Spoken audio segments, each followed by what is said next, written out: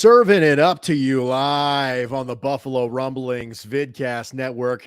I'm Bruce Nolan, that's Nate Geary, and this is Food for Thought, a show that combines two of your three favorite F words, food and football. The third, obviously, being flamingos. Get your head out of the gutter. I apologize that my camera is not turned on. My dog ate it. Nate, how you doing, dude? Again, the dog ate it again. How convenient, Bruce. Bruce, I'm fantastic. I've got some fresh Florida tan. I just got back from Boca Raton, or Boca Raton, as the locals would call it. They combine the words, Boca Raton. But yes, I'm well, Bruce. And before we hop into all important things tonight, let me just tell you what I had for dinner tonight. I'm ready. So listen, you know, when you come home from work travel, I don't know if you know this. I don't know if you travel for work often. I don't believe you do. You know, you get off the airplane. What's the first thing you do? You're like, all right, I'm back in Buffalo. I need to do a Buffalo thing. So I was like, called my girlfriend. I said, sweetie, I'm feeling chicken wings. And she said, okay, I'm going to make homemade soft pretzels. And I said, let's do it. So she made fantastic soft pretzels with like a jalapeno cheese sauce that was like bomb. And I tried this new spot. Well, it's not new. It's new to me because I haven't had it yet. But this Sports City pub that's down the street from my house. It's not on Niagara Street. I kid you not. It's a 4-minute drive. Fantastic wings. And Pat has done a wing review from there as well. So it's a well-known place amongst the chicken wing community. It was my first, and I was not disappointed.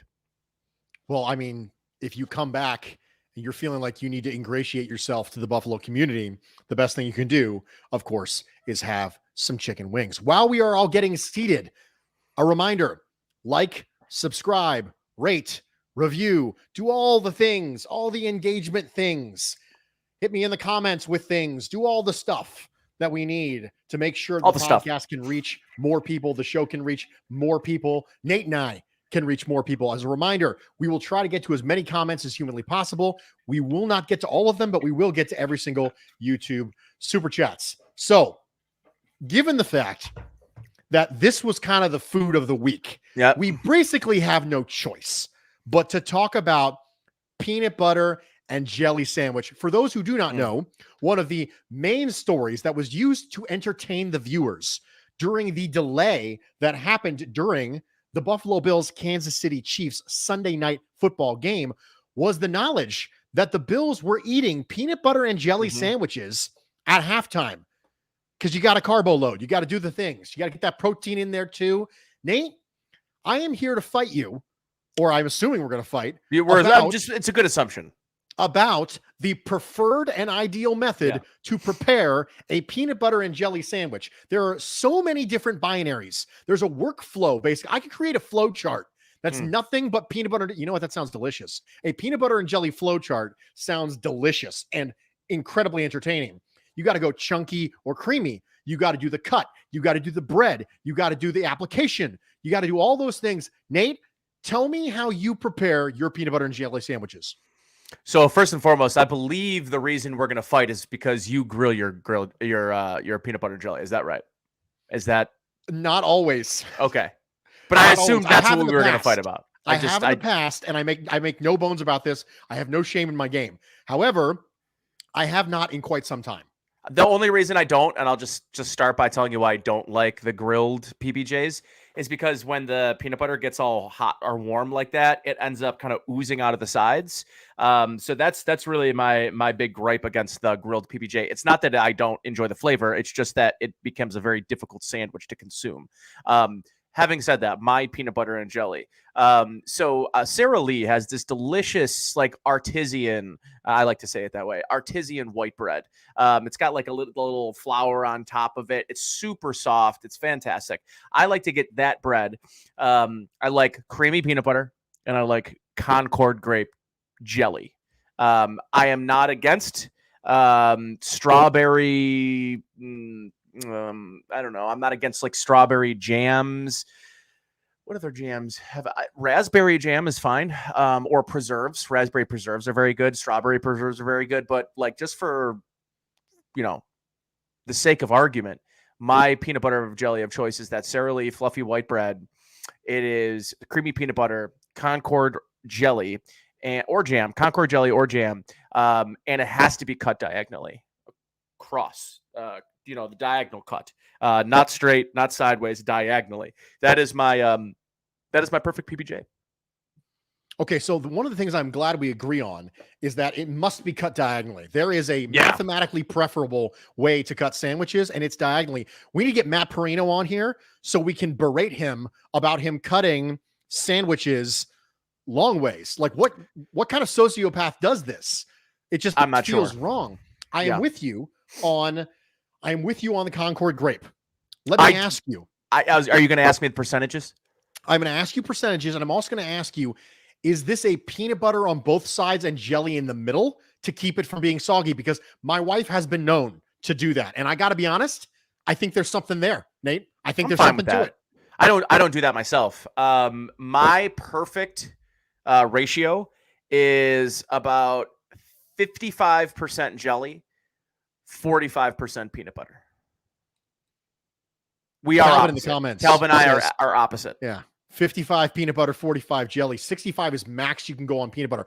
I agree. It does get a little bit sticky when it's just peanut butter. I know people who just do straight peanut butter sandwiches, and I'm like, are you kidding me? That's the way. That's what you feed your dog when you're trying to record videos of them, like to pretend like they're talking and do a voiceover of your dog talking. Short of that, you feed them just peanut butter and they go. Nom, also, nom, nom. I do want to throw in. I want to throw just a sliver of context here. Are you taking this peanut butter and jelly sandwich to go, or are you eating it fresh? Eating it fresh. What kind of psycho kicks it to go? What if you're bringing it for lunch? What if you're packing it for lunch for the day? If you're packing it for lunch for the day, then you have to go with a heavier peanut butter to jelly ratio because the jelly really softens and moistens the bread where it gets kind of soggy and gross. Let me tell you, though, Bruce, about something here. My high school, and when I went to high school way back in Nam, there was two cafeteria lines. We had a very large high school. One side was the main lunch. The other side was the soup, salad, and dessert section. And once a week in high school, I would get the peanut butter and jelly. And let me tell you why, Bruce. They did the classic triple decker PB&J. Okay. 3 pieces of bread, diagonally cut. Now, it was on wheat bread, but I was able to overlook that because Concord jelly, creamy peanut butter. It was just the world's greatest sandwich. And once a week, you get the triple decker. And I've never had it. I haven't had a triple decker PB&J since high school. I think I might have to try to bring that out of retirement. Okay. All right. I'm listening to this triple decker. I hear it. It's a lot of bread. I can envision it. It's almost like the Big Mac of a little peanut butter and jelly sandwiches. A little bit. Yeah. Okay. I'm down for it. You know what else I'm down for, aside from consuming peanut butter and jelly sandwiches, is what happened immediately after the Bills consumed the peanut butter and jelly sandwiches when they defeated the Kansas City Chiefs by 18 points. And we all got to bed way later than any East Coast people reasonably should. But it was worth it because the Bills defeated the Kansas City Chiefs. One of the things that they're constantly preaching to us is it's just the next game, right? Just the next Rarely. game. They said it was the Houston Texans. They weren't looking forward to the Kansas City Chiefs. It was just the next game. Now, they're allowed to do that, Nate. They're allowed to say that. They're allowed to say it.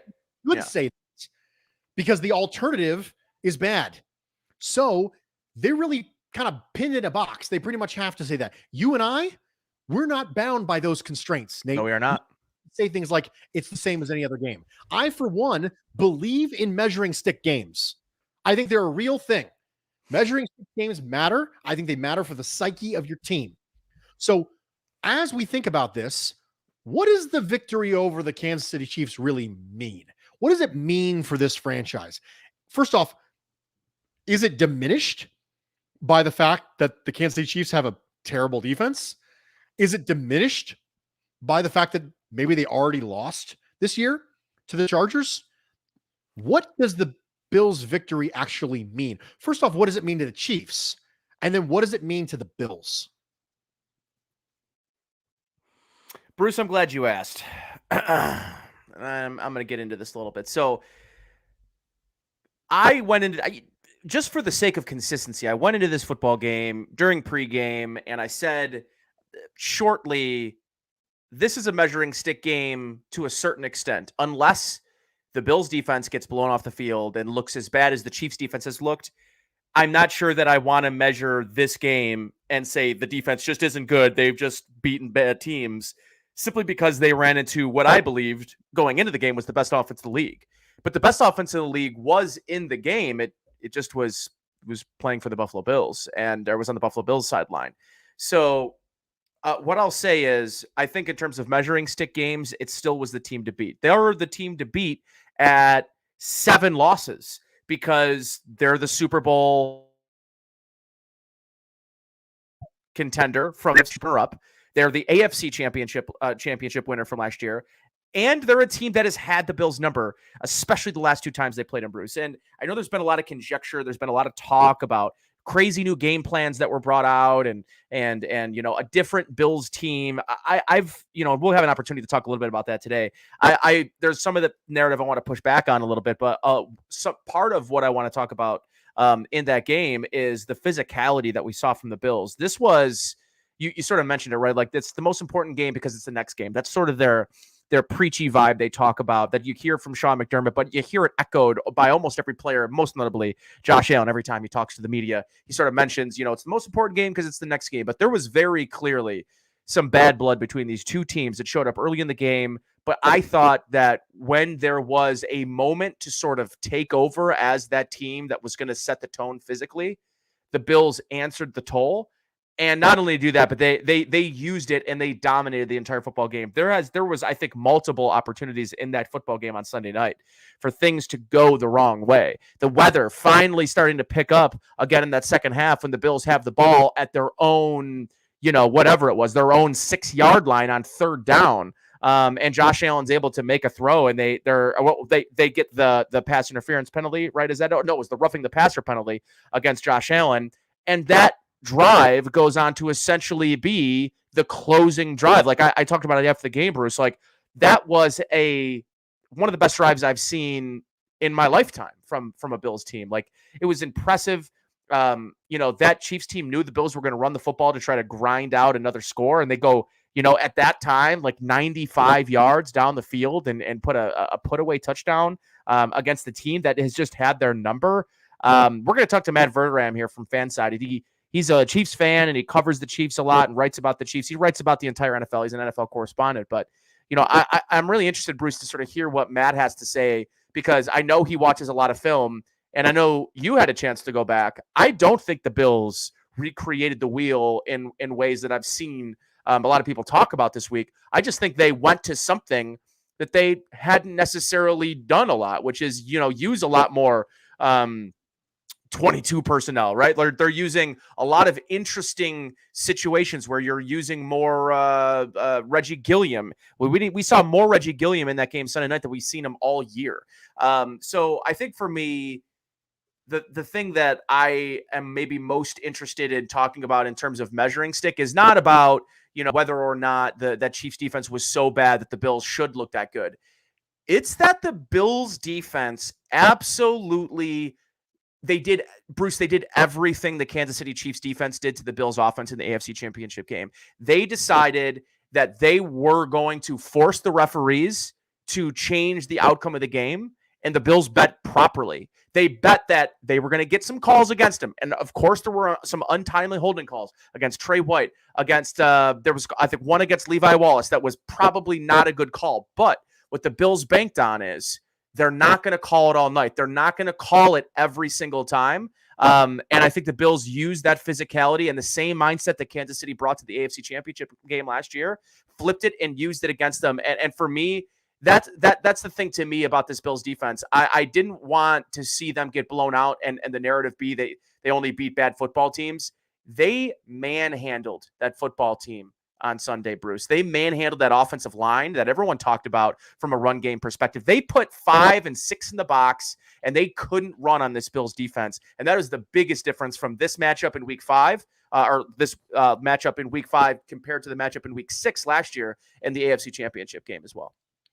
One of the things that I talk about a little bit on the Bruce exclusive is that there is an element of rock, paper, scissors to offensive and defensive scheming that we're really not comfortable talking about.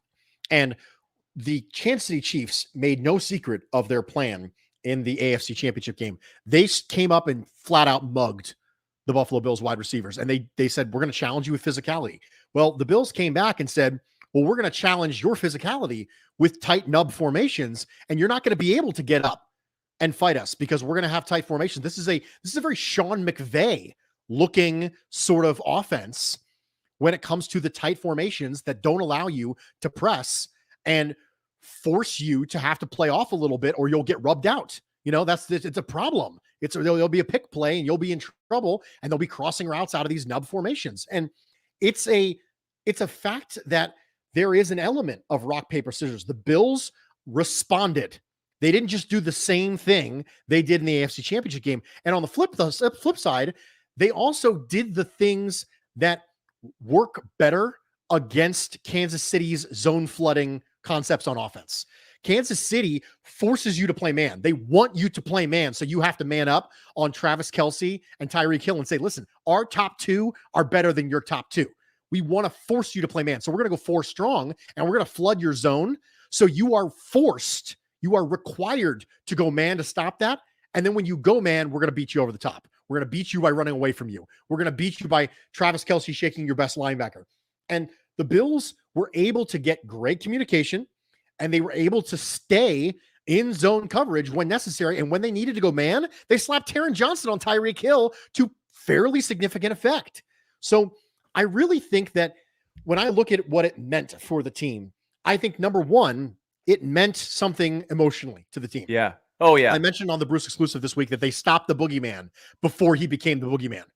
There wasn't going to be a scenario where the Patriots of the 20-year dynasty suddenly morphed into the Chiefs. And now we have a boogeyman we can't beat. But more importantly than that, what Matthew said in the comments was, to the Bills, this game meant their plan worked. The Bills outcoached the Kansas City Chiefs. After being outcoached almost every other game against the Chiefs in the Allen versus Mahomes era. Yeah, it's not just the personnel. We spent a lot of time this offseason talking about what the Bills were going to do from a personnel standpoint to beat the Kansas City Chiefs. The personnel was only moderately different this time around. Emmanuel Sanders is here. Gregory Rousseau's here. But aside from that, it was very, very similar. Yes, but how about this too? And somebody mentioned this during the week, I think it was, Bruce, and basically had talked a lot about a really interesting thing they noticed during the game was one of these coaching things, right, that we're talking about. I think this is a good example of that. Is early in the football game with A.J. Klein on the field in those nickel packages, every single time Tremaine Edmonds lined up over the top of Travis Kelce, Andy Reid, Eric Bieniemy, Patrick Mahomes, they motioned over Travis Kelce to essentially create the mismatch against Kelce and Klein in coverage. But the Bills countered. Instead of just letting that happen all game long, the Bills countered. They said, okay, passing downs. Cyril Neal. Oh, you have no film on him? Oh, well, let's put Cyril Neal in the game, who we have almost used in no real way or in a meaningful way at all at the beginning of this football season. Now, Leslie Frazier, during training camp this year, did say that they believed that Cyril Neal had deserved and earned his own package of plays. They were going to try to make a more cognizant effort to get Cyril Neal on the field. They got him on the field against the league's best tight end. I'm not here to tell you that, he shut him down. But Cyril Neal won far more times than he lost, and I think that's a huge win. And it was you talked about that chess match, Bruce, and that was sort of the tic-tac-toe of this is you're going to motion away from the strength of our defense and how we're trying to cover you. Fine. We're going to make a personnel change to a more athletic, a more physical player that you don't have film on. And I think that's just part of the brilliance of how well this game was coached from the Buffalo Bills. I agree. And hopefully we see that moving forward against the Tennessee Titans, who are complete opposites. But it's just so bad defensively. Opposites of the Kansas City Chiefs. The only thing they have in common is they're not playing well defensively. But on the offensive side of the board, Derrick Henry has never had more touches. Every single year, I think this is the year that Derrick Henry starts to fall off the cliff because he's had too many touches. But it never ends up happening. And we are going to get to schematically what we want to talk about in regards to the Tennessee Titans right after we have a lovely chat with the one, the only. Now, Matt, you're going to have to help me. Is it Verderame or Verderame? It's Verderame. Verderame. Okay. So Matt Verderame, FanSided, is here with us on Food for Thought. First off, thank you for being here. Second off, how you doing? I'm great. How are you guys? Fantastic. It's a party all the time. Disco balls, dancers, the whole thing. It's obviously better for Bills Mafia because they just came off a victory over the Kansas City Chiefs. And that's kind of what we wanted to start off and chat with you a little about, because we know that you watch enough film with enough broad perspective to be able to say, first off, how big of a problem is this Kansas City Chiefs defense? Because every year we have teams who we think, okay, is it bad enough? I think back to some of those Saints teams under Sean Payton, whose defense was just bad enough to stop them from getting to where they want to go. Are we talking that level of hamperance, or are we talking something that potentially they could get turned around? Well, I think it's both. Right now, look, they're the worst defense in some regards in NFL history. I mean, they are on a pace to shatter records in some regards. So they've been every bit as awful as you can imagine. They can't get to the passer. They can't stop the run. They make up for it by not covering anyone. When they are close enough to cover someone, they have missed tackle after tackle. They can't get lined up correctly, even though they've been the same defense for 3 years. So, it's the first time I can remember watching them in a long time, and they've had some bad defenses. Year they went to the AFC title game and lost to New England, they were terrible defensively. But that team led the league in sacks. Like, this has to be the first time I've watched them and said they can't do one thing well. Nothing. They're not fast. They're not necessarily big either. That said, there are some things I think they can do. Look, they've missed Willie Gay, who's their second-year linebacker for much of the year. He came back against Buffalo. He played more in the second half. He's very fast. He can cover. That gives him something they have with none of the other linebackers. Juan Thornhill mysteriously has been on the bench. A little bit of the doghouse situation. Dan Sorensen's played instead of him. Dan Sorensen has gotten cooked. We saw that Sunday night where Dawson Knox beat him over and over and over. Juan Thornhill's a lot more athletic. He does miss tackles, but he is more of a center fielder. And then Chris Jones has missed some time. He's been banged up. Same thing with Frank Clark. So I think they will get better, but they've got to get significantly better to not be a hindrance for them to make a Super Bowl type run. Yeah, man. I mean, I look at this defense and I kind of thought to myself, all right, Chris Jones is out. And Chris Jones is an all-pro level player. This is a guy that affects game plans, that will force double teams and has a ripple effect on the rest of that defensive line, which is part of the reason the team goes out and gets a Jarran Reed and allows Chris Jones maybe to bump out and some more edge looks for this team to give them a little bit more of a personnel advantage and try to bring double teams towards the edge, which should free up some one-on-one situations for Jarran Reed, who, again, came over as, I think, a surprise cut from the Seahawks and is a guy that I believed was going to really, I think, move things in the right direction for this defense, take that defensive line to the next level. He's been a pretty big disappointment for me, Matt, anyways, and he was in that football game. How much of this early season disappointment can you say goes from Chris Jones maybe being in and out of the lineup? And even before the injury, Matt, I can't say that I've loved what I saw from Chris Jones this year in this defense. He does not look like the same player that he was last year. I know that wrist injury that kept him out on Sunday night is clearly ailing him, but it sort of has felt like almost really from the start, even the things that you felt like you can control, the things that Chiefs fans might have been looking forward to defensively have just sort of fell to the wayside. And it just seems like there's a lot of shattered dreams on the defensive side of the ball. Yeah, well, it's multifaceted. So they moved Jones from inside to outside this year, and he had 2 sacks against Cleveland in week 1. Looked good. He's been good, but he's not the wrecking ball force that he is on the inside. I just think tackles can deal with his athleticism more than guards can.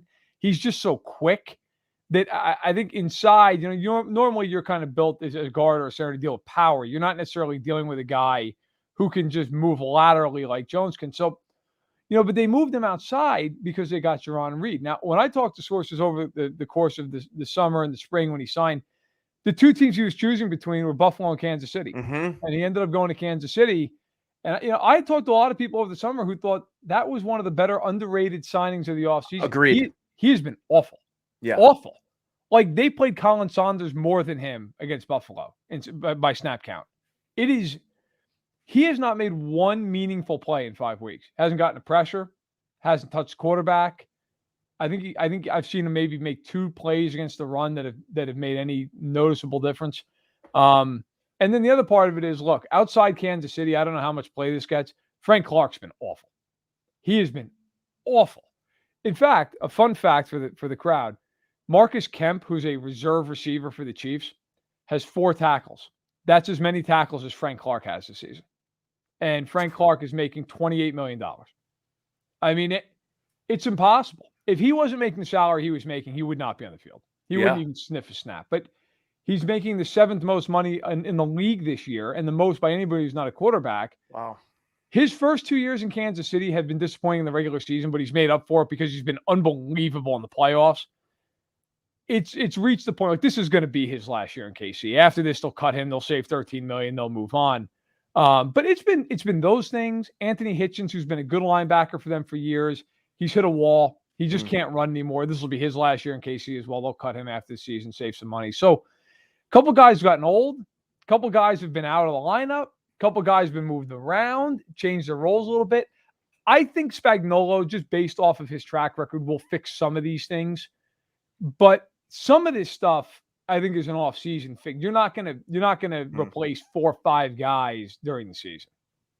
We're here with Matt Verderame from FanSided. We've been talking about the Chiefs defense, and I want to switch over because I got a super chat here from Chris Burke. First off, Chris, thank you so much for the super chat. He said, you had me convinced that coverage was more impactful than pass rush. After this game, I'm starting to think that the best defense is really good at both. I don't think we can make an argument about that, but I want to talk a little bit about the Buffalo Bills' regression in defense in 2020 and their subsequent resurgence in 2021. Is it a pass rush thing? Is it a coverage thing? The personnel is very, very similar. I mean, Gregory Rousseau is new. Star Lotulelei is back. Matt Milano and Tremaine Edmonds are healthy. Is it really just that? Is it a scheme thing? What are the significant differences that you see from the Buffalo Bills defense that maybe it's just regressed to middle of the pack in 2020, and all of a sudden in 2021, it's circa 2019. The entire time the 2020 Buffalo Bills regular season was going on, the fan base was saying, goodness gracious, if we could get 2020 Buffalo Bills offense with 2019 Buffalo Bills defense, we'd really have something. And then this whole offseason, we're like, well, okay, did they do enough to get that resurgence from the defense? And it happened. Is it a pass rush thing? Is it a coverage thing? Is it a health thing? Is it just a little bit of everything? What's the biggest thing, in your opinion, Matt, when you look at the Buffalo Bills defensive resurgence this particular year? I think Rousseau's been really good, right? Like, he's been an excellent player, had a hell of an interception against Mahomes against Kansas City. But when you watch that game, and of course that's really the first game I think their defense was truly tested, because the first 4 games of the year they played some of the worst offenses in the game. But I think when you watch that game, it wasn't to me that the pass rush was unbelievable. It wasn't bad. It was just kind of, but they were able to cover by dropping guys and not blitzing for 3 seconds and 4 seconds. And that's hard to do against the Chiefs. I don't care how many guys you drop. They did a really good job of doubling Hill, of trying to limit Kelsey underneath. And so to me, I look at the Bills and say, with their defense specifically, their secondary is really underrated. Everybody always just says nationally, oh, Tre'Davious White's great, but who else? Well, Teron Johnson's a good player. And I think that safety combination is top 3 in the NFL. Nobody ever talks about Hyde and Poyer nationally. They're spectacular players. They're really good. So I do think that coverage unit gives those younger guys like Rousseau and Epinesa and Boogie Basham and all the rest of them, gives them that extra half second to get home. In the NFL, an extra half second is the difference between a pressure and a sack. It's the difference between an incompletion and a hurried completion for 5 yards. You dump it off to the back. So I think for Buffalo, certainly it works in tandem, no question. But if you said to me, how do I think it works more? I think it starts with the coverage. I give Leslie Frazier a lot of credit. He may fall into the category of not a great head coach, but a really good coordinator, kind of like Spagnuolo has been throughout most of his career in Kansas City. I think they did a really nice job. They frustrated Kansas City with the way they covered. It forced Mahomes to hold the ball. And I think if you go back and watch the film of that game, and this was by design, this is not a discredit of Buffalo. There were plays underneath for the Chiefs. Yes, there was. The Chiefs could have thrown the ball all day for 7-8 yards, but they were frustrated. They didn't want to do that. Now, I think if they see each other again, I think then you have to maybe adjust a little, because I think the Chiefs would say, hey, look, we've got to just hit Hill for 7 yards. We've got to hit the back for 5-6 yards. We've got to run him out of it a little bit. But give Frazier credit. He started out with that plan. The Chiefs didn't make him change. The Bills are a very, very good team, and they have great personnel, and that back seven, I think, leads the way defensively. Listen, Matt, I look at this Chiefs offense and I see a lot of similarities on how the Bills sort of, listen, it's a copycat league. It felt like, and listen, the copycat of what the Bills did to the Chiefs and what the Steelers did to the Bills in week one. These are things that if everybody could do it, they would just do it and it would work every time and there'd be no good quarterback play across the league. The reason why it is hit or miss is because it relies heavily on being able to get home with 4. But more importantly, it relies on the coverage on the back end. And that was the one thing I think that stood out to me, man. You are spot on. I don't know that I would say that was there all day, but I thought that for the most part, Patrick Mahomes had his running back, had Tyreek Hill, had Mecole Hardman for that 4, 5, 6, 7 yard drop down, or just little drop off pass all day. How much of them not taking that had to do with the defensive struggles in that football game, the 100%. Same way that I believe, and Matt, I think about what 100%. Went wrong with the Bills in that and against the Steelers. Josh Allen was chasing the points he left on the board and that overthrow to Emmanuel Sanders in that football game. And similarly, once Patrick Mahomes throws an interception, once there is an additional, what do you want to call it? An additional possession for the other team. Dare I say, a little bit of hero ball takes over and Patrick Mahomes. And listen, he's the best quarterback in the league. No one's going to argue that. But even when the best quarterbacks, it's a great way to say what was going wrong with Josh Allen is a lot of what is going wrong with the best player in the league right now, which is he is trying to make up for the league's worst defense, and he's chasing points early in football games. He is. And, I thought that game was interesting in the sense, the Chiefs get the ball to start out, and he misses Kelsey on the one time the Bills blew coverage. Mm-hmm. Like that should have been a touchdown, or at the very least a huge play down to the red zone. And he misses him. And then all of a sudden you feel like he's chasing a little bit. They end up getting the field goal there. Hill drops a pass. Matt, you said it. You said it. Whoever decides to kick the first field goal, whoever's going to win the red zone. I mean, you said it all week. I did. Look, it was. I said on your show, I talked to Matt Perino on his show. Like, it was going to be about red zones and turnovers. That was it. Like, the Chiefs lost 4 turnovers, and look, hey, Teron Johnson, give him credit, right? I mean, you see guys drop the ball all the time right in their hands, but that's a ball where it's right through Tyreek Hill's hands. It's right through. Now, it would have been a punt. It would have been 4th down and 2 or 3, and they would have punted the ball, I'm sure. But that turns into a pick 6. The rain, whatever you want to look at, but the snap that Mahomes doesn't handle, they lose points there. Rousseau, to his credit, made a great play. Yeah. I mean, that's a play that 99 times out of 100 does not get picked off. That was a great play by Rousseau. And then, but to go back to your original question, I think a lot of it is with the Chiefs. You look at, they are so bad defensively that offense feels unquestionably like they have to score every time. They have to move the ball every time. They beat the Eagles in week 4. Nobody punted. Nobody punted the entire game. The only reason that the Eagles didn't score 40 points in that game was they beat themselves with turnovers, with penalties in the red zone. And they ended up, Sirianni ended up kicking like 2 field goals under 30 yards, which was insane. But, Kansas City is a frustrating team right now because you look at them and they played the Chargers, they played the Ravens, and both those games they lost because of their own mistakes. I mean, I will say this. The one argument that drives me nuts, you hear some national pundits say, well, the Chargers are the best team in the AFC. Like, listen, Chargers are good. They're not as good as Buffalo. And quite honestly, if you watch that game with Kansas City, the Chiefs racked up 500 yards in that game. Yeah. They turned the ball over 3 times inside the 30-yard line. They just gave up 42 points against Cleveland. Yeah. They handed it to them. I mean, the Chiefs should have beaten the Chargers by 14 points in that game. They handed them the game. And I will say this, though, for the Bills. That was the first time since Mahomes has been the starting quarterback where I've walked away from a game and said, you know what? That team's just better than Kansas City. They kicked their ass up and down the field. I mean, Buffalo is just better than them. Tampa Bay, they killed them in the Super Bowl. The Chiefs are missing a million guys. It is what it is.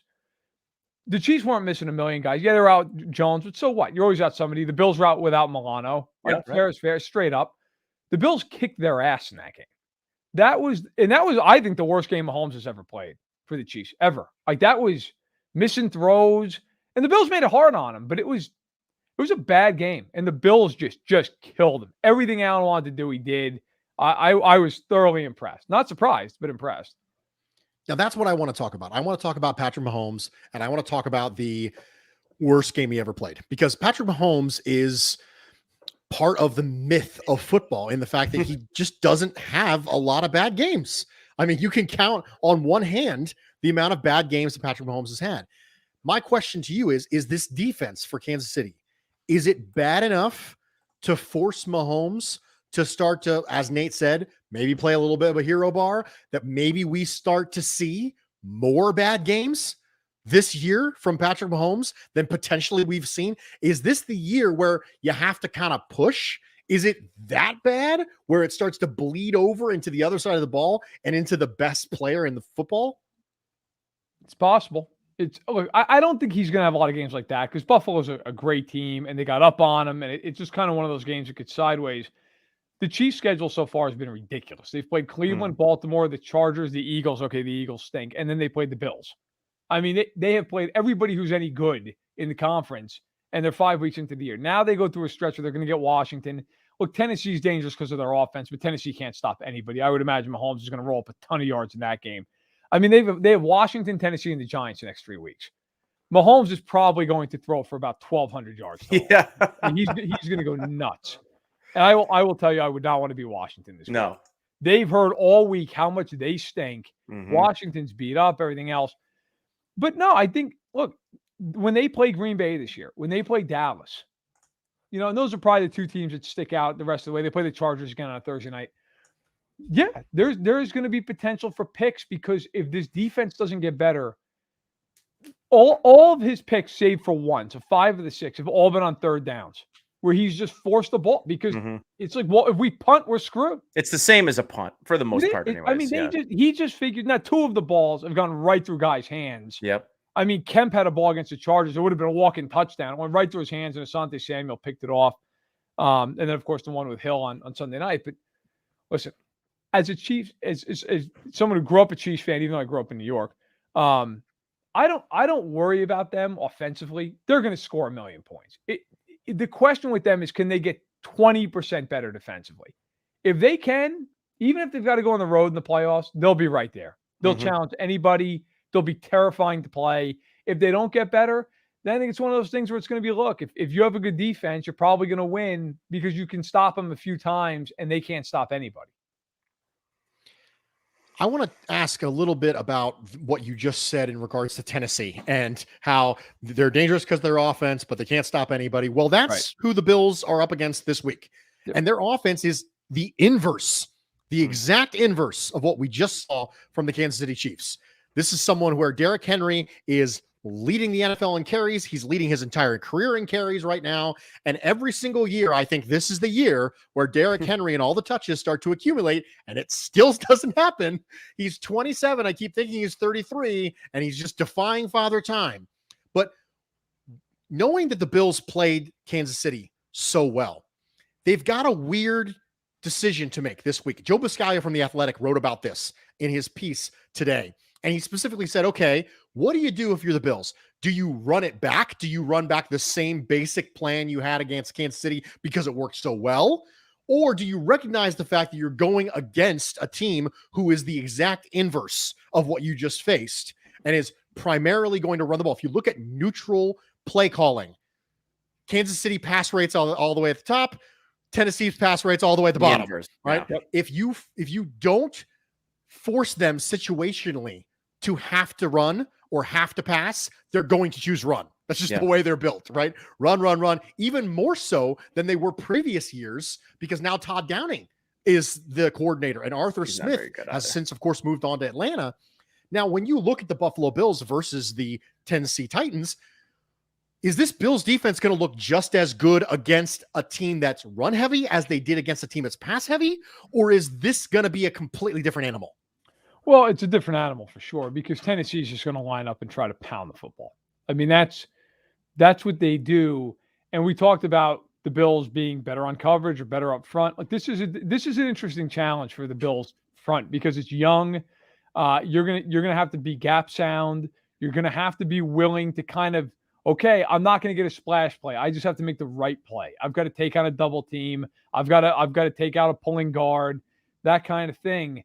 The Bills can do it. I mean, the linebacking core is excellent, right? So, Mhm. it looks like Milano's going to play this week. That's a big boost. I'd be worried if he wasn't. They have Edmonds who can run sideline to sideline. That's going to help, because with Tennessee, look, I know we live in this age where people love to cite analytics and say, well, it doesn't matter if they run the ball. Yeah, yes, it does. Because if they run the ball, that opens up you then have to creep down, and they can hit you for the big play over the top with A.J. Brown or Julio Jones. Well, even if you have good coverage, they're so damn big, they can just make a play in the air. So I think if you're Buffalo, you have to take Henry out of this game as much as possible, even if that means challenging them. Because if I'm McDermott and that staff, I'm thinking to myself, even if I give up a big play, we'll get it back. Mhm. Their defense isn't good. We'll score, but we can't let them just bleed us to death and run and 3rd and 5, hit a That's by slant. 1,000 cuts. Yeah. You can't, and I've seen teams do that against Kansas City forever. And you know what? Almost every time the Chiefs beat them anyway. It's just, you have to get them into longer down and distances and force Tannehill behind what has been a bad offensive line Bad. this year. Yeah. Bad, like real bad. Like, you have to force him to stand back there and throw the ball. And listen, he's not a bad quarterback, but he's not an elite quarterback either. He's averaging 7.2 yards an attempt, 6 touchdowns, 3 picks. Guys, he's been sacked 20 times. And he's pretty mobile. Yeah. He's a guy who can move a little bit. This isn't a Phil Rivers type thing.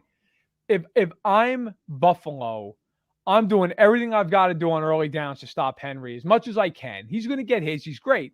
But then on 3rd down, saying, okay, look, we're gonna go after him a little bit. Maybe even bring a corner blitz. The Bills like to do that sometimes. Bring a little pressure, because I do think if you can get a turnover or two in this game with the Bills' offense against that defense, you're probably in pretty good shape. Are you at all surprised that it doesn't really feel like Tennessee's a very good football team? Like, I know they've obviously Julio and AJ have had some injuries. AJ's been non-existent, and I don't really know how to describe what I'm seeing from AJ Brown.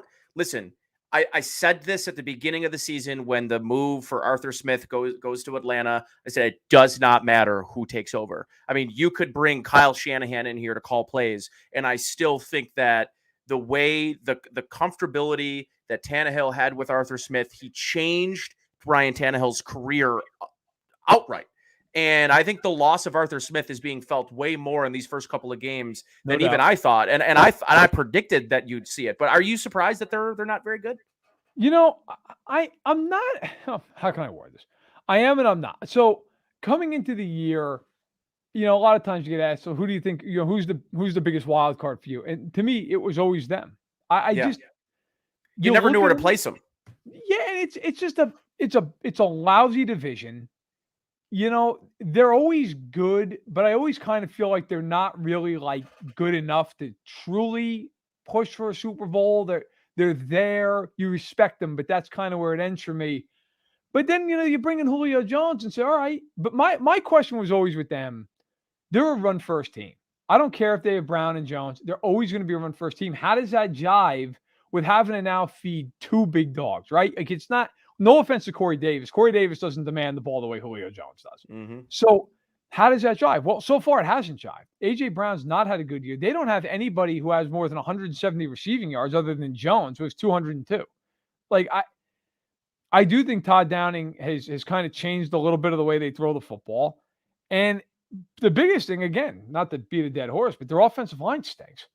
That team is not going to succeed at that line. And Matt, they're not running play action at the same rate that they were last year. And that is, I think, what ultimately saved Ryan Tannehill's career was the play action rate that they were using last year. And Tannehill's been good, but I always believe with them, and this kind of goes back to I don't know how much I believe in them as a team. if things aren't going well around Josh Allen can just win the game. Like he can just say, guys, I'm going to throw the ball 50 times and I can do it.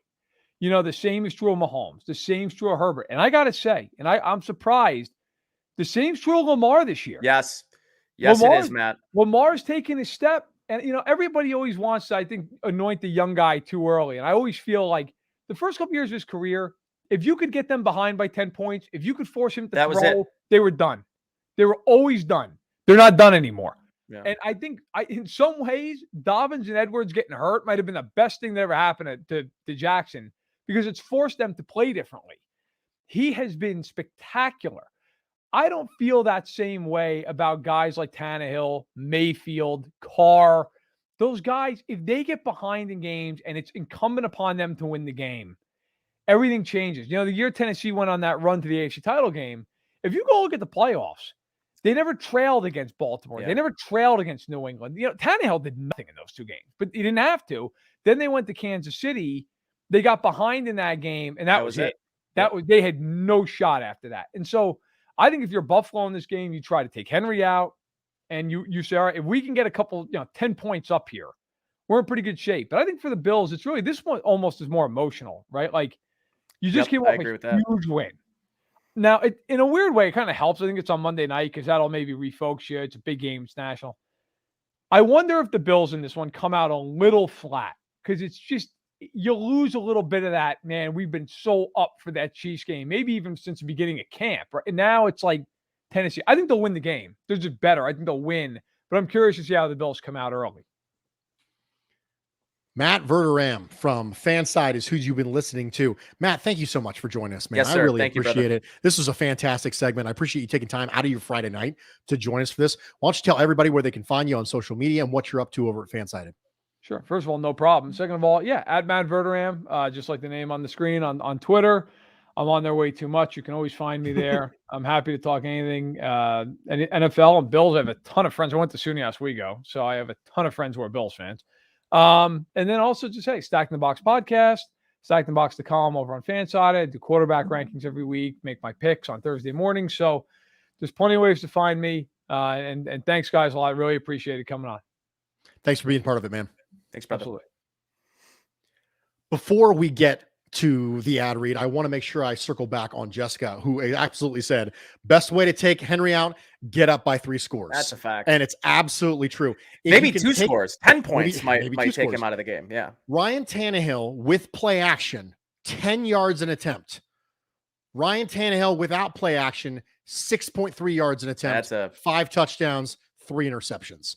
If you can take them out of scenarios where their neutral script would be to run the ball, and you can force just drop back pass after drop back pass after drop back pass, it does have a tendency to affect Ryan Tannehill. Ryan Tannehill, like you said, play action under Arthur Smith essentially revitalized his entire career. He was able to run it and hit the intermediate crossing routes better than Marcus Mariota was, which is the reason why they made that switch. And Ryan Tannehill got a rare situation. I mean, can you think of a player who got 2 market level quarterback contracts for 2 separate franchises? It's just not a super common thing that occurs in today's day and age. But a reminder, thank you for the super chat, Jessica, by the way, a reminder that Matt Verderame, first off, was an awesome guest, but also is part of the Thrive Fantasy Hotline. Come prop up on Thrive Fantasy this football season. Thrive Fantasy is a daily fantasy sports and esports app for player props. With Thrive, you can eliminate the countless hours of research and focus on only the top-tier athletes that have the biggest impact on the game. Choose 10 out of the 20 available player props to build your lineup. Each prop is assigned a fantasy value for both the over and the under based on how likely it is to hit. Hit the most props and rack up the most points to win a share of the prize pool. Thrive has awarded over $4 million so far. Thrive's featured $100,000 guaranteed contest is $20 to enter, and first place takes home $20,000. Use promo code BuffBills, that's BUFFBILLS, when you sign up today, and you will receive a 100% instant first deposit match up to $100. Download Thrive Fantasy on the App Store or Play Store, or by visiting their website, www.thrivefantasy.com. That's www.thrivefantasy.com. Sign up and prop up today. Nate, we did the thing. First off, I mean, Matt was fantastic. Yes, right? he was. It was my first opportunity to talk to Matt. So I was really glad that we were able to get that level of insight from someone who doesn't just look at the Bills, right? This is an NFL guy, and he grew up a Chiefs fan. Unique position to be able to talk about not just Buffalo Bills status amongst the NFL, but also the specific issues with the Chiefs and also with the Titans coming up. We are going to take Q&A now. So if you have questions, make sure you put them in the comment section. I am going to, while you're doing that, I'm going to go grab some emails for us to look into. We have winners and losers too. And we got winners and losers. We got stuff to do, dude. We got a lot to do here in 10 minutes. Let's rip it. We're going to do it. Okay. So first off, I have a email from Seifeth, and he says, what do you believe are the most important non-playoff wins during the Josh Allen era? He lists 3. I'm going to let you list your top 3. Your top 3 most important. Now, that's the key. Most important non-playoff wins during the Josh Allen era. He has 3 Dallas Cowboys in 2019, 2 Seattle Seahawks in 2020, 1 Kansas City Chiefs 2021. Nate, I'm interested to hear your top 3. So I like that 3, and I like 3 being Dallas, but I'm going to flip-flop out that Seahawks game, and I'm going to insert the LA Rams game from week 3, or was it week 2 of last year? Week 3, I believe it was. The final drive, comeback victory after being up and the offense kind of going to sleep for 4 or 5 straight drives in the second half. Josh Allen brings him down the field, throws that game-winning touchdown to Tyler Kroft, and the rest is history. Like that to me, I think from that felt like a game against the Rams that it's McVay. The Rams look like they've got it, and they take the lead, and you're thinking, man, this is sort of what your worst nightmare about that Bills team was going to be last year. They go down on that final drive. It was much like that Arizona drive. And frankly, Bruce, I'm saying Arizona, short of the, Hail Mary play. It's Arizona, but, we're a fluky, crazy play from DeAndre Hopkins away from that really being probably the most or second most consequential game. And obviously it's the Chiefs is number 1, getting the monkey off the back. It reminded me a lot of, Steve Young getting that first Super Bowl after sort of knocking on the door for so many years. And listen, I mean, I think as Bills fans, we have to sort of get to a point where this isn't the Super Bowl beating a team in week 5 and understanding who it is, but it mattered who it was this week, Bruce. And I think speaking of Steve Young, he said it really well. He's talking about some of these contending teams, the Bills, the Cardinals, the Chargers. And the thing that he said, the difference about the Bills compared to those 2 contenders, the scar tissue. The Bills lost in the AFC Championship game last year. They've gotten to the promised land and just to fall a game short. And I think Arizona is a good young football team in some areas. They've got some veterans in some others. They go get Zach Ertz now, and they're really formulating a nice team in Arizona right now. But they don't have that scar tissue. They don't have that pain, that experience that the Bills do. So for me, I think it was a big win against Kansas City, but it can't be the biggest win in this football season, and I surely hope it won't be. I also have the Rams game as my 3rd. I think it was important to see Josh Allen win that type of game. Yep. I think it was important to see him win that type of game where the defense just absolutely could not get out of their own way in the second half. And it was one of those things where I don't need everything to be perfect around me. I don't even need everything to be great around me. It's just like what Matt said. If I have to go out and throw the ball 50 times and win this game when everything else is not really going the way I want, then I can do that. I think that was important. For my number 2, I'm going to go with the Patriots in 2020 when Stephon Diggs and Josh Allen decided to come out and absolutely light him up. I feel that there was a level of exorcism associated with that game in the same way that the Chiefs game was preventing the boogeyman. I feel like that was really the exorcism of the demons, because the first game, we all know that the Patriots were driving down to score when Justin Zimmer punched the ball out from Cam Newton.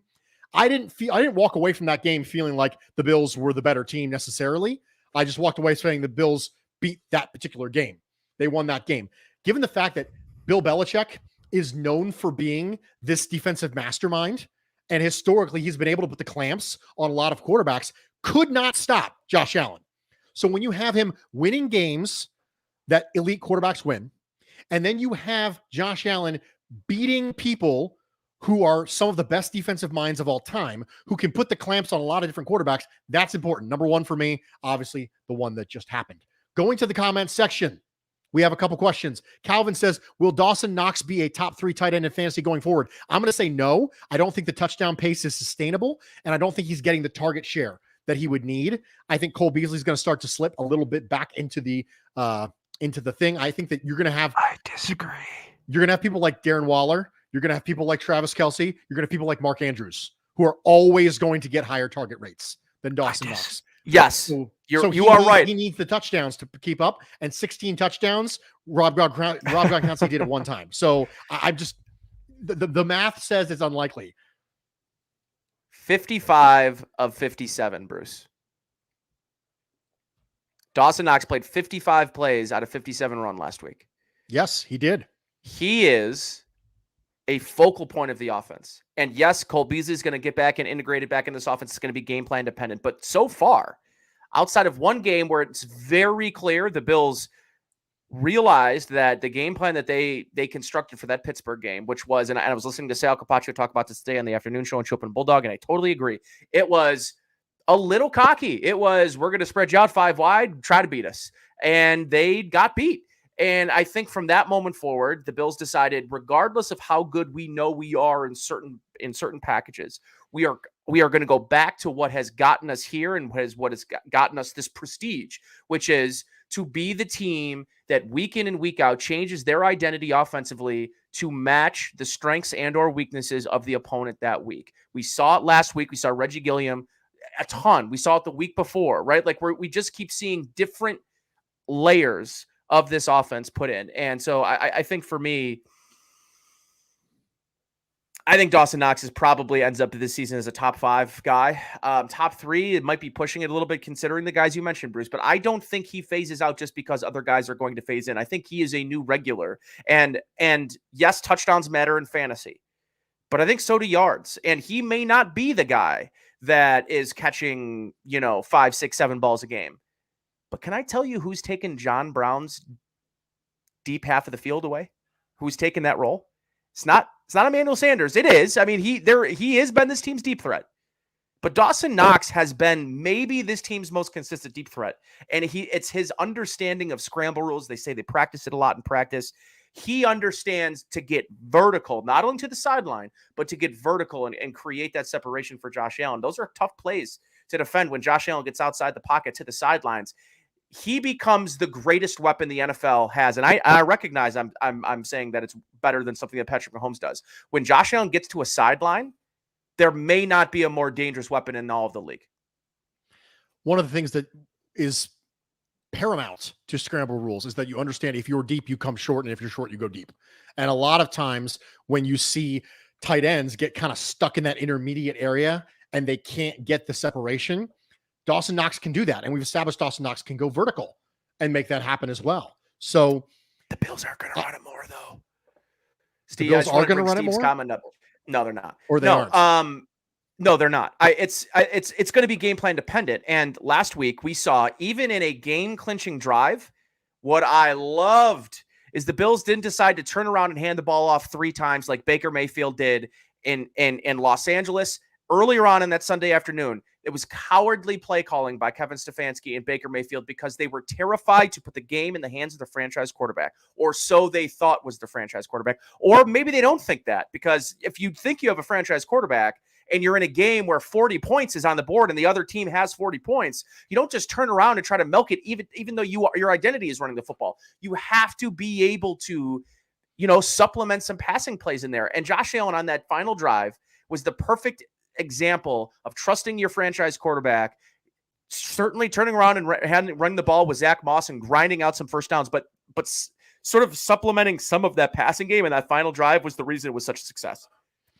I'm with you on the play calling with the Cleveland Browns last drive. It was not a drive that somebody who has Aaron Rodgers would do. It's not a drive that somebody who has Justin Herbert would do. It's not a drive that someone who has Lamar Jackson So what would does that do. say? Look what happened. Look what happened. Look what Lamar did against the Colts when they fell down. Just he threw. They trusted him to be able to do that, and they didn't with Baker Mayfield. It's very, very, very interesting to see where that goes. Last thing, digestive winners, losers from the NFL so far this week. Nate, I'm going to go first so Sure. I can let you talk. My biggest winner this week in the NFL is Sean McDermott. I think that Sean McDermott, not only, as we talked about, I think outcoached Andy Reid, but I do think that there's a significant psychological benefit to beating your mentor, to beating the guy who gave you your first significant roles in the NFL, And the guy you. who fired you, Yeah. right? Now, I totally believe that there's love between Sean McDermott and Andy Reid. I totally believe that. I don't think there's bad blood between the two of them. But Sean McDermott didn't let this become his personal demon, his personal boogeyman. My biggest winner for this week is not just Sean McDermott for the emotional stuff, but Sean McDermott for the I can outcoach someone who is generally thought of as being one of the best coaches in the league. Yeah. So for me, biggest winner, Sean McDermott. Biggest loser, Baker Mayfield. It's not because Baker Mayfield didn't have a good stat line against the Chargers. He did have a good stat line. 200 of his yards were after the catch. 200 of his yards were after the catch. Cleveland is helping Baker more than most franchise quarterbacks get helped. He has 2 top 15 running backs. He has one of the best offensive lines in the league. He has Odell Beckham Jr. and a reasonable receiving core, if not overly dynamic. He's got a great offensive system that is heavily play action based that will make sure that he has plenty of room back away from the line of scrimmage to make intermediate throws. The same style of system that allowed Case Keenum to have a great year, that allowed Kirk Cousins to continue to trick people into thinking he's a franchise quarterback, and allowed Ryan Tannehill to resurrect his career. That same system, you've got a good system, you got a good offensive line, you've got a good running game behind you, you've got an analytically inclined head coach, and you're getting more help. There are no excuses for Baker Mayfield. Now, there are things like the shoulder injury.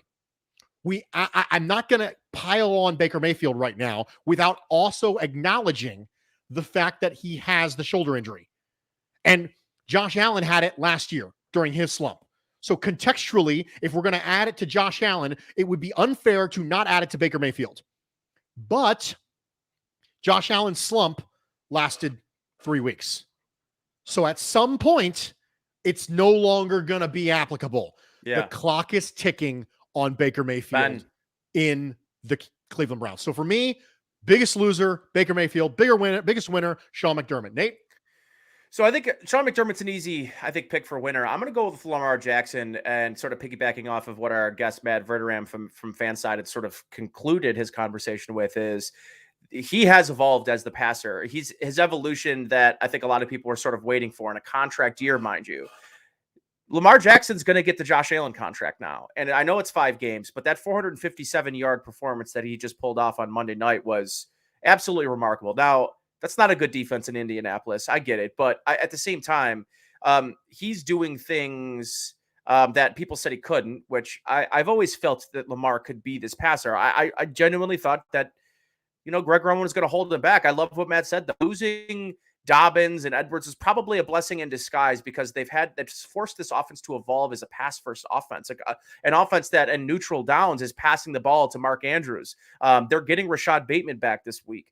They lose Sammy Watkins to a hamstring injury, but you sign Sammy Watkins, you're getting him for 12 games anyways. So, they get Bateman back. I think that's another dynamic. I think Devin Duvernay is really developing. And again, you're seeing wide receivers that were drafted by the Ravens developing. And some of that's coaching, but a lot of that's just Lamar Jackson making guys around him better. So I think the biggest winner this week has got to be Lamar Jackson. What an unbelievable performance he put on.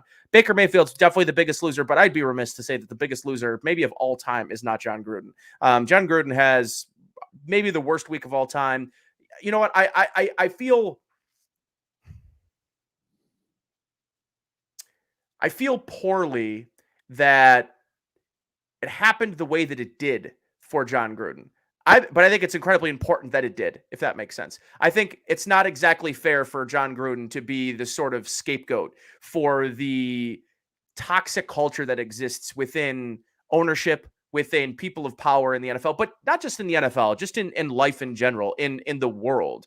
That is how people in power who are above reproach or believe they're above reproach, that's how they speak. It's how they communicate.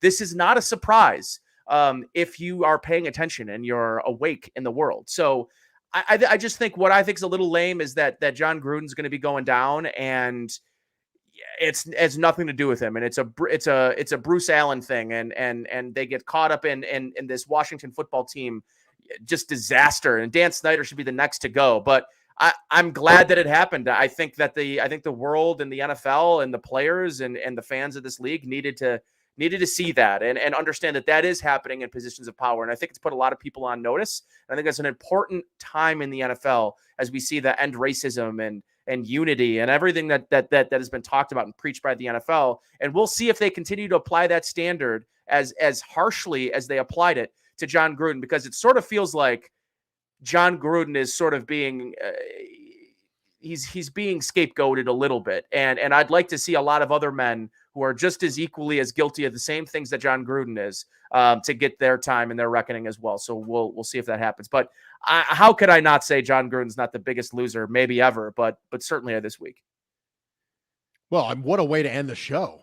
What a way to end the show on a downer like that. But Sorry. For those in the comments and those watching around the world, thank you for joining us for this episode of Food for Thought. We hope you had a good time. Make sure to like, make sure to subscribe, make sure to comment on the video, make sure to engage with us. Thank you for being a part of this show. Thank you for spending your evening with us. We hope you had a good time, and we hope you didn't leave hungry.